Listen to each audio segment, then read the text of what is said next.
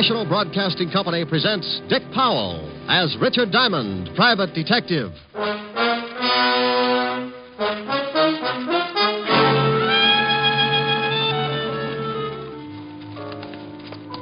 this way, Diamond. If I do, well, I tell my friends. Hey, this is the morgue. Yeah, wise guy. You should feel right at home here, Otis. Oh. Hello, Rick. Hiya, Walt. What goes here? I want you to take a look at someone. You know who this is, Rick? Oh, the poor little devil. He was murdered, huh? Yeah, shot. Right in the back. Here's another exciting half hour with Richard Diamond, private detective, starring Dick Powell.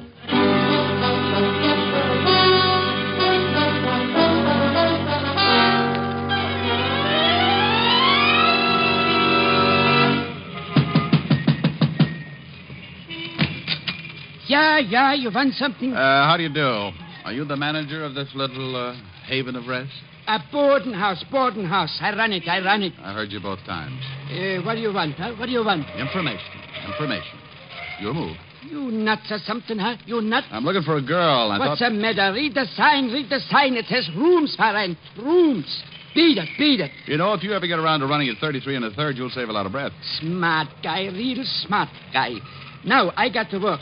Wait a minute. Now, wait. Here's $5 if you can tell me about a girl named Elaine Tanner. For $10, I couldn't tell you a thing. Don't know her. She lived here? So it's a secret from me, a secret. Now... Here. Take a look at the snapshot. A man and a girl.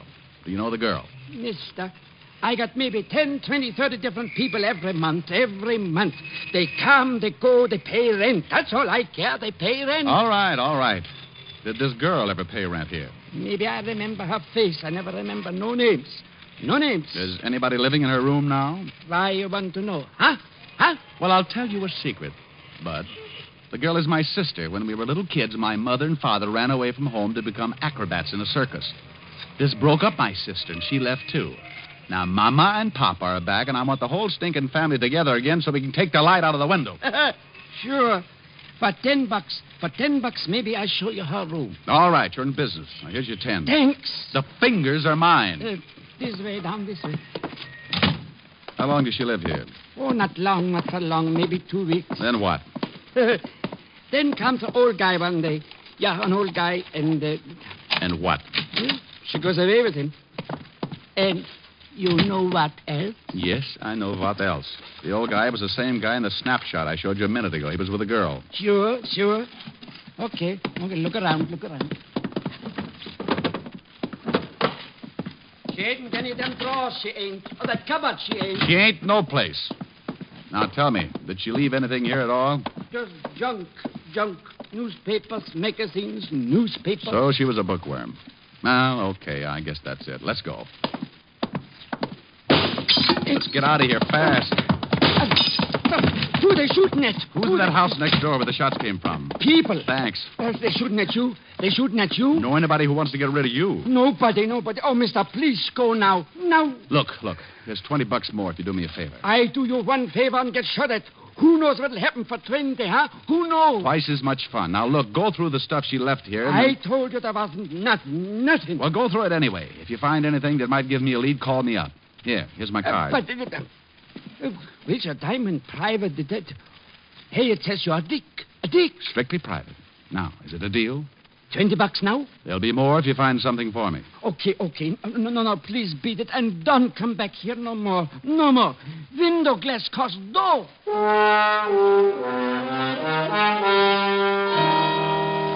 I knew it wouldn't do me any good to look at the house where the shots came from, because whoever played me for a clay pigeon would get out fast. Now, only one person knew I was likely to visit that boarding house, the man who sent me there. And his name was Morris Clinton. Vocation, multimillionaire. Avocation, or hobby, wolf. And an old one at that. But why should he take a shot at me? Thinking like that, figured out to a heart-to-heart talk with Clinton, so I went to see him. But if he knew anything, he played it straight. Shoot at you? But that's ridiculous. Well, I agree, Clinton, but look at my side of it. This morning, you sent your chauffeur to my office to bring me here. Then you hired me to find a girl for you, a girl named Elaine Tanner. And she wasn't there. Right. She wasn't there. Just an empty room in a boarding house. That's all the information I could give you about her. I'll even buy that. I've worked on less information before, but here's my point, Mr. Clinton. I was shot at. I'm used to it, but I don't like it. I told you, I know nothing about that. Believe me, Mr. Diamond, I know nothing about it. I do believe you. We'll just say someone doesn't like my poking around that boarding house. Have you got any idea who that might be? No, I haven't. I swear it. Okay. I'll wrap it up right now. As I said, I've been shot at before, but you've been so pleasant, Mr. Clinton. From here, the price goes up. You don't want to go on with the case? Not at these prices. All right, forget it then. I gave you $100 this morning. Keep it. And forget you ever saw me. Oh, you're so sweet. It'll be a pleasure. Diamond, just a moment. Yeah? What has happened is between you and me. Oh, yes, but yes. Oh, I will have to report those shots. What? Sure.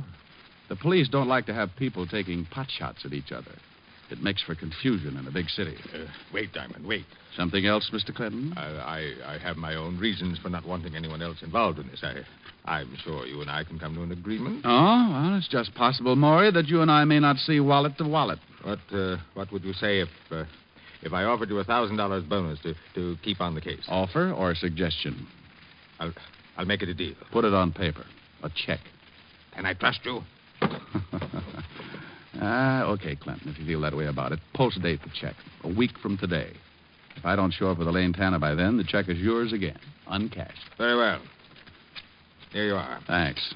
So long, Mr. Clinton. I'll keep in touch. Where are you going now? Back to my office to wait for a phone call from the little guy at 118 Parker Avenue. Oh. Well, hello there. Did you hear everything you wanted to? I beg your pardon, sir. I was just coming in to ask Mr. Clinton if I should drive him anywhere this afternoon. Oh? Victor, come in here. Right away, Mr. Clinton. Excuse me, Mr. Diamond. Yeah, sure. So long, Christopher. The minute I left Clinton and Chris, I began to get that lousy feeling again. The only thing that made me feel anywhere near normal was the thought of the $1,000 that would be mine in 7 days. For $1,000, I'd stand up for target practice for the big mole. I didn't have much to go on, just the knowledge that old man Clinton wanted me to find Elaine Tanner and that somebody, who up to now had proved to be a bad shot, didn't want me to find her. With that peaceful thought in mind, I sat in my office hoping for a call from the little manager of the boarding house on Parker Avenue. I'd been waiting about an hour, and then... save your knuckles and use a fire axe. Come on in. Hello, Mr. Diamond. Well, Christopher. All your driving finished for the day? Mr. Clinton sent me to see you, Mr. Diamond. This is the second time today. What's he trying to do, make dear friends of us? Not exactly, Mr. Diamond. He wants that check back. What? He's changed his mind. Oh, from what I know of him, it needs it. He wants to call off the whole thing. Something happened. Elaine Tanner show up? No. Oh, and he sent you to get the $1,000 check back. That's right, Mr. Diamond. Oh, I know an easier way. Why doesn't he just stop payment on the check? I'm only carrying out Mr. Clinton's orders. Are you? Why do you ask that? Well, it seems a little offbeat, Chris. This morning he hires me, then he fires me, then he hires me, now he fires me. Monotonous, isn't it? May I have the check, Mr. Diamond? Not before I call Clinton and ask him a few things. You just don't seem to understand, do you? I want Mr. Clinton to explain. Take your hands away from that phone. Oh, gun. I know how I hate him. No need to be afraid of this one unless you get stubborn. Let's give Clinton a ring. Keep your hands on top of the desk, palms down. So we're going to play table tilting, maybe? And stay sitting. Listen, Chris. How do you like your hair parted, Diamond? On the side or right in the middle?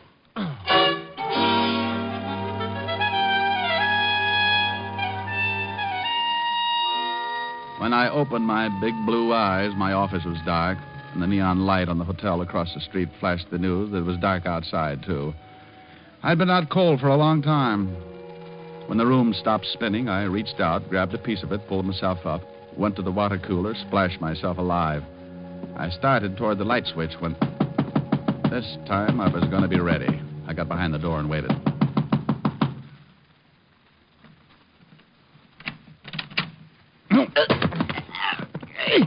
Hey, what's the idea? Hey, let go. Oh, for the love of Mike Otis. Sergeant Otis. Well, who you expecting? Gorgeous George, maybe? Let go my neck. Oh, I'm sorry, Otis. I guess I just can't resist you. You crazy shamus. Hey, it's dark in here. It was a lot darker a couple of minutes ago. Hit the light, will you? Yeah. Thanks. Oh, I got enough troubles, and the first thing I see when I wake up is you. Holy mackerel. What you been doing with your head, Diamond? I got mixed up in a handball game. Oh? Yeah, some friends needed a ball. It's hard work, but you get used to it. Oh, got worked over, huh? Well, them bum jokes you pull catch up with you sometimes. Yeah, Hey, wait a minute. What are you doing here? I come to get you. Lieutenant Levinson wants to see you. Well, go back and describe me. That's all he gets tonight. I think you better come, Shamus. It's important. I think you better go, Otis. That's important. Now, look. Lieutenant Levinson sends me over to get you. There's something he wants to ask you. All I know is name, rank, and serial number. Now go back and tell Walt I don't want to play games. Shamus, I got news for you. Murder ain't a game no more.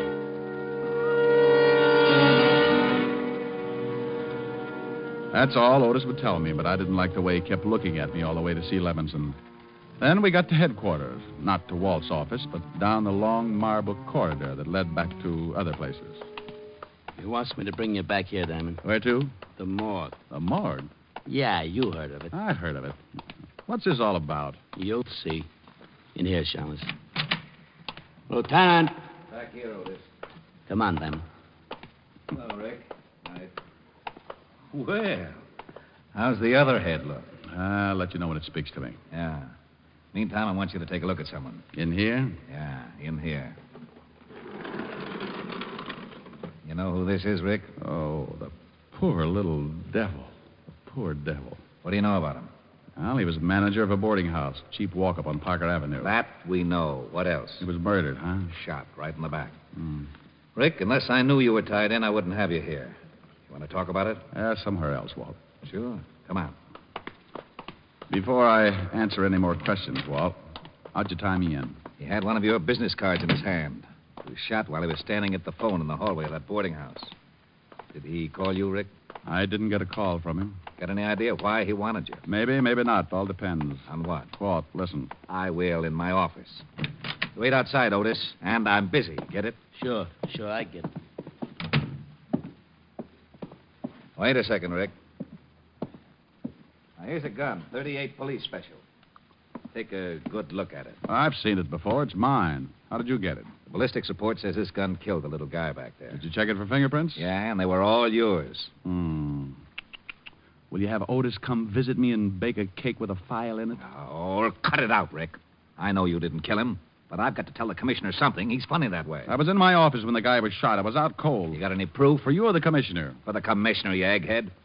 Listen on the way. To where? Have Otis bring the car around front. We're going to make a call on a guy named Morris Clinton and his errand boy, Christopher.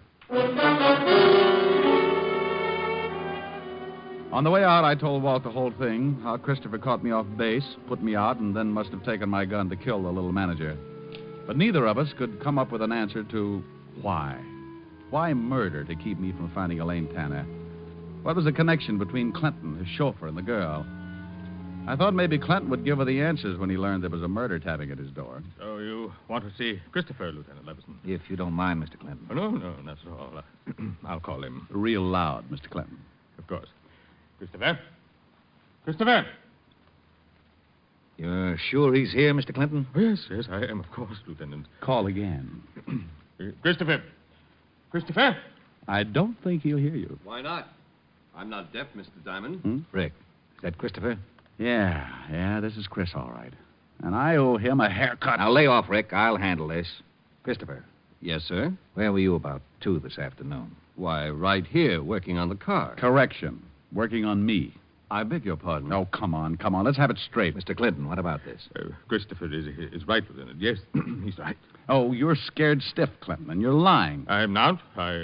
I wanted to go into town to keep an appointment. And the fuel pump on the car was stopped up. I had to take it apart. Oh, sure. And while you fixed it, Clinton stood right over you. As a matter of fact, he did watch. And it took all afternoon to fix it.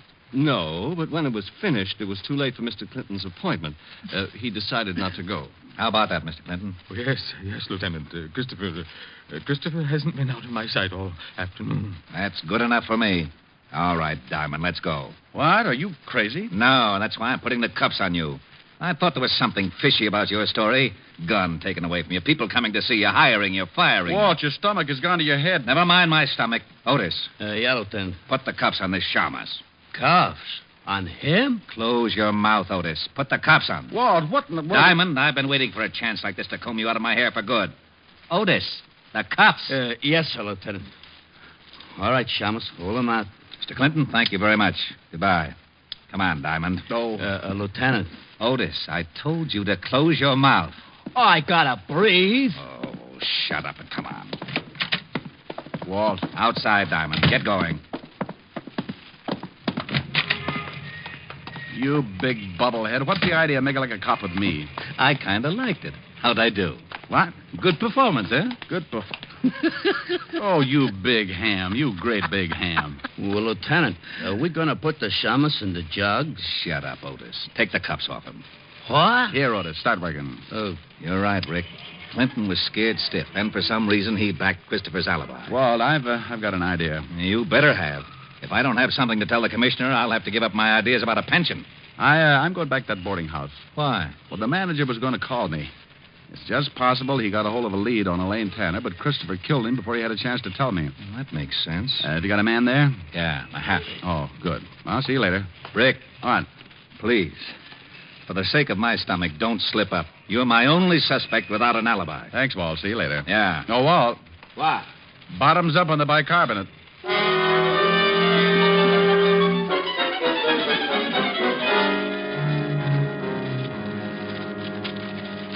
That's all the stuff there was in the basement, Diamond. Oh, thanks, Mahaffey. Everything neatly bundled but this one pile. The little guy must have gone through it. Got any idea what you're looking for? No, give me a hand, will you? Sure. Newspapers, magazines. Oh, Mahaffey. Uh-huh. No one's been in here since the murder? Nobody. I've been on the door. And the manager had nothing on him. Only your card. That's funny, very funny. He wouldn't have tried to call me if he hadn't found something. Maybe he came across something in this pile of stuff. Didn't take it out and then... Find something? Yeah. This sheaf of withholding tax statements. Mm-hmm. The kind that come on the bottoms of paychecks. Made out to Elaine Tanner, paid by the Blue Falcon nightclub. That ain't far from here. That's where I'm going.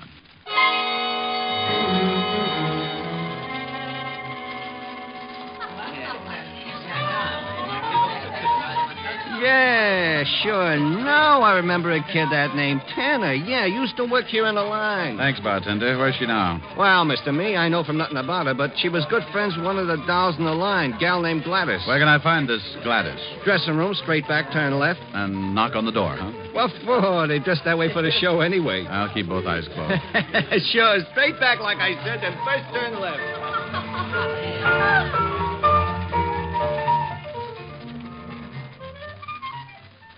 What you want with her, Hanson?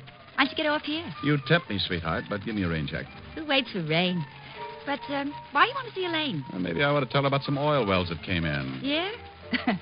You don't look like the type talks about oil wells. Honey, don't let the tassels on my shoes fool you. Oh, you're cute. Yeah, I know where Elaine is. Want to give? Information? Sure. Oh, you've got a one-track mind. Maybe I can't switch it over yet. Okay, so I'll get a couple of days older meanwhile. Anyhow, I never did like her. So, I don't mind letting you know. Know what, Gladys? Well, maybe a month ago she quit this job. This dump. All right, she quits. Go ahead. Yeah. But before she quit, she's acting funny. Like the night we're going home together, walking along, and she's talking. This is the last time I take this walk. So, gonna fly to him from work? I'm quitting. Well, if you like to eat grass, go ahead. I won't eat grass. Ever had a real mink coat, Gladys? I coulda, but his lawyer settled out of court. I'll have one. I'll do all right. You thinking about that guy Clinton who comes in the club? Uh-huh. Honey, there's wolves and there's wolves. Want to pick one with teeth. He likes me. Sure. Every time he sees you, he's got to push his eyes back in his head. Chris is working for him. His chauffeur. So this is news, so what? Money. Lots of it. Shakedown? Oh, now look, honey, they can give you trouble for that. Not a shakedown. This is safe and sure. Chris figured it. He figured it, and I... And what? Nothing. Just forget it. Come on, let's get some coffee.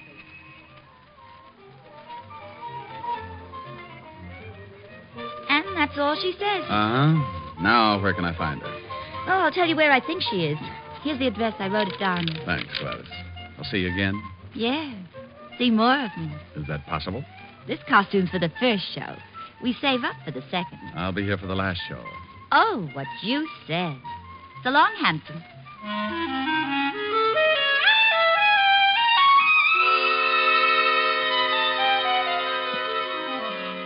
A little while after Gladys gave the address, I was buzzing at an apartment door. I kept my fingers crossed and then uncrossed them when the door opened. Yes? Hello there, Elaine. Who are you? Oh, the name's Hangtooth. Elmer Hangtooth. Who? Oh, I better come in. Hey, what's the idea? Can't hear a thing you say, honey. My hearing aid just shorted out. Now listen, wise guy. Oh, Elaine. Chris sent me. Chris, Yeah. He said to tell you everything's okay. The heat's off. how about that private eye? Diamond? Richard Diamond? Yeah, that's the one. Honey, you'll never be any closer to him than you are right now. I was afraid he'd quit. Hey, when's Chris coming? Soon, I hope. Oh. I've never seen you before. Have I? Well, you're young and life's full of surprises. Uh-huh. I like surprises. Right. Chris work you in on the deal? Yeah. I did him a favor. Took care of Diamond. Like doing it, too. Oh, by the way, what goes with you and Clinton? Honey, we had a common interest. Oh. Books, dearie. Books. He had one I wanted. When I finished with him, I could have walked out with the furniture. Yeah, I guess you could, baby. I guess you could. Think so? Why not? What did you say your name was? Well, the name's Appleknocker, Harold Appleknocker. What? That's not what you said before. Oh, so you have been listening. The real name is Diamond, Richard Diamond. I see a kidder, huh? Well, if that makes you laugh, this ought to bring back Mahjong. Here, take a look at my license. Huh? My membership card, the Hopalong Cassidy Club, my Flash Gordon beanie. You dirty shummus, you stinking cop. Easy, baby. Let Easy, go of me. baby, easy. Let go, you dirty. Let go of me. Let her go, Diamond. Chris! Jackpot, Chris and Elaine all at once. Diamond, get your hands off her. Get him off. No, that's better. Now, Elaine, before I fill him full of holes, tell me what he's doing here. He said you sent him, Chris. Sure, he would. Elaine, you ready to get out of here? Yeah. Okay, hand me a cushion from the sofa. Want to take a nap, Chris? I'll laugh at your funeral, Shamus. Hold a cushion over the gun. Nobody hears the shot. Better not, Chris. Elaine, start out. I'll be right behind you. Yeah, all right, Chris. Got the book? Yeah. What book? Shut up. Get going, Elaine. Chris, let's talk this over. Funny, you just finished talking, Diamond. Chris! Elaine, what's the matter? Give me my book. Give it to me. Clinton, Doug, get out of the way. Diamond, you... Chris. Well, I owed him that partner's hair. Chris. It's all right, Elaine. Just creased. I wouldn't think of depriving the hot seat of such a good customer. My book. Where's my book? I want it. Give me my book. Sure, Mr. Clinton. But I'm afraid you'll have to explain to the police first.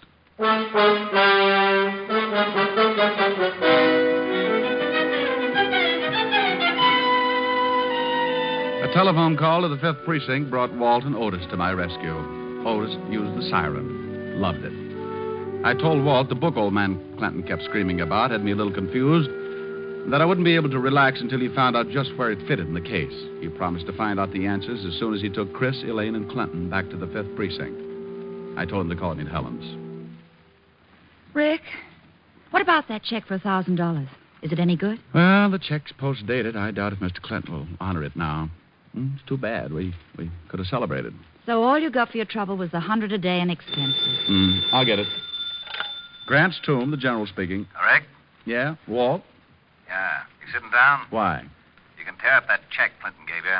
He won't honor it. He's mad about having to go to jail. Oh, I was way ahead of you about the check. Why did Clinton go to jail? What did he do? You know that book he was yelling about? What about it? Well, it's an original Sir Francis Bacon manuscript. How would you know? I hate to admit it, but Otis told me what it was. You know, Otis is excuse me, Lieutenant. It's bibliophile. Shut up, hammerhead. Okay, so I work for nothing. Rick. Yeah? The book was worth $30,000. It was stolen 18 years ago from the Fine Arts Library in Washington. Old man Clinton bought it from a fence. That's why he couldn't go to the police. Oh, so Chris and Elaine hijacked it, huh? Probably had a sale for it. Yeah, Rick, there's a $1,500 reward for that book. So what? It's yours. Hey, wait a minute, Walt. Helen, put your ear next to the receiver. Oh, all right. Walt, say that again. Say what again? What you just said. Did I say anything? Well, sure you did. Are you sure? Oh, now cut it out, Walt. Say it again about the reward. Oh, that. There's a $1,500 reward for the book. Thanks, Walt. Bye. Bye. Well, baby. Well, we're going to celebrate after all. $1,500. Oh, Rick, that calls for a real celebration. Sure. Well, don't go away, darling. I'll be right back. I won't be long. Oh, Rick, there's a new song on the piano. Why don't you try it? Okay, I said my pajamas and put on my prayers. Well, that's pretty silly, but... My baby kissed me goodnight, and I am glad to relate that by the time I got home, I was feeling great. I climbed up the door and opened the stairs. I said my pajamas and put on my prayers. I turned off the bed, crawled into the light, and all because you kissed me good night. Next morning I awoke and scrambled my shoes. I shined up an egg, then I toasted the news. I buttered my tie and took another bite, and all because you kissed me good night. By evening I felt normal, so we went out again. You said good night and kissed me. I hurried home, and then I climbed up the door and opened the stairs. I said my pajamas and put on my prayers. I turned off the bed, crawled into the light, and all because you kissed me good night. By evening I felt normal, so we went out again. You said good night and kissed me. I hurried home, and then I lifted the preacher, called up the phone, spoke to the dog, and threw your ma a bone. 'Twas midnight, and yet the sun was shining bright, and all because you kissed me good night. Oh, that was lovely, Rick.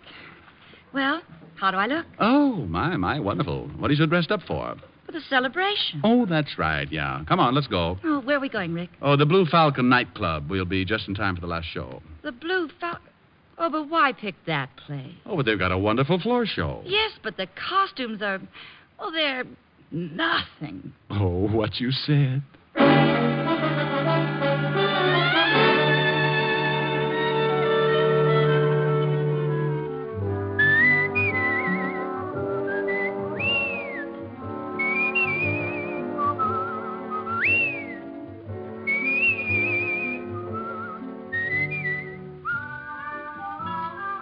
You have just heard Richard Diamond, Private Detective, starring Dick Powell. Ed Begley played Lieutenant Walt Levinson. Also in the cast were Wilms Herbert, Francis Robinson, Ted Osborne, Gene Bates, and Paul Dubov. Music was under the direction of Frank Worth. Today's show was written and directed by Russell Hughes. Dick Powell currently may be seen in the motion picture version of the best-selling novel, Mrs. Mike. This is Eddie King inviting you to be with us next Sunday at this same time when we will again bring you Dick Powell as Richard Diamond, Private Detective.